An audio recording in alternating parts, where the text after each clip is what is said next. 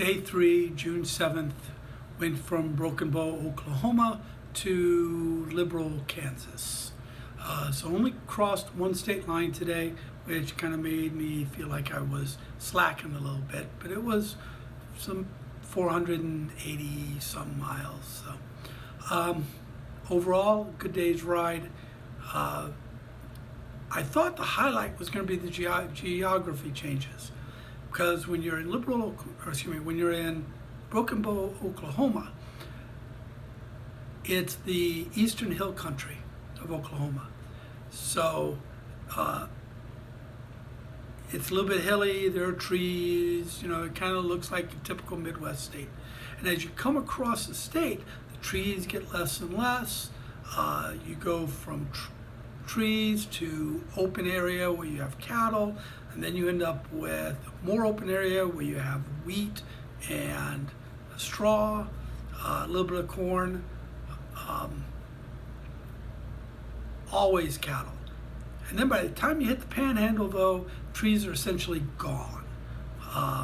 You can see forever. It's not perfectly flat, but it's hills. You get to the top of a hill, you just see, like I said, see forever. So I thought geography, and I do love the change in geography, from essentially a Midwest state to almost desert. Crossed into Kansas. Of course, Kansas uses a lot of irrigation, so there's a lot of fields of wheat and other stuff when I crossed into Kansas. But spent 98% of the day in Oklahoma. Just went from one end all the way across the panhandle and then shot straight north for 30 miles.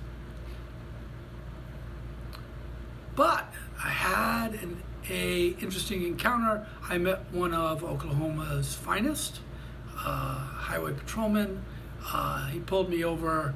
The speed limit was 70. I think I was going right below 80, though he did not write it. And he actually did not give me a ticket, but he gave me a nice note here. It's a warning. So I have to be careful. Made the statement that when the speed limit is 70, we really like you to maintain 70, especially on 2-lane road. So anyway, but he was fine. He was nice. Wasn't a problem.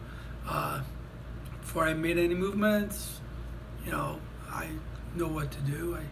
Like when he asked for my license and I was in my inside pocket of my jacket, I was like, I'm gonna reach in my inside pocket. He was like, that's fine. All right. Okay, if I get off the bike? Yes. Okay. So, it's not only for me, but it's also for him. I don't want him thinking when I start reaching in my pocket that there may be something there. So it's a matter of courtesy to him to say, okay, I'm going to reach in my pocket for my license.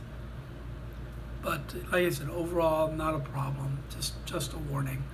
But the highlight of the day was really the last 100 miles that I went east to west. It was windy. Windy to the point where the bike was at an angle because the crosswind was trying to push me, and I had to hold the bike straight. And every time you get to trees or a truck would pass you and the wind would stop, you'd feel the bike want to go that direction. So when a truck was coming at me, I went as far over to the right as I could, and that way I didn't have to worry about possibly going into the truck, which of course would have been really bad. But what was amazing was I didn't realize how loud the wind was. Now, I did take a video that I'll post along with this during that time, and you'll probably see the camera move because my head was constantly being pushed by the wind. But the loudness of the wind, and I didn't realize how loud the wind was until I actually got to the point in Oklahoma where I turned straight north, because the wind was coming almost directly from the south. When I turned north, it was like the wind stopped. I couldn't hear it anymore. It's like if you've ever been sailing and you catch the wind perfectly, you don't hear the wind in the sails. Everything is just silent. That's the way it was. To the point where I thought, is my bike working correctly?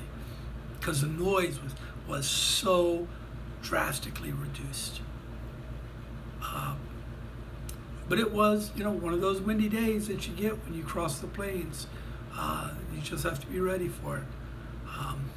The Oklahoma State Patrolman did warn me about it, but I had also looked ahead of time and noticed that there was wind advisory. I'd say it was probably constant at about 30 miles an hour or so, and gusting anywhere between 50 to 60 miles. But yeah, overall, a good day, no problems. Tomorrow's going to be a shorter day. I'll go from here and go into central New Mexico. I believe it's called Amarillo Torreya, which is Yellow Earth. Of course, I'm sure I butchered the Spanish, so for all the Spanish speakers, I apologize. All right, long talk, 6.5 minutes. God bless. Have a good day.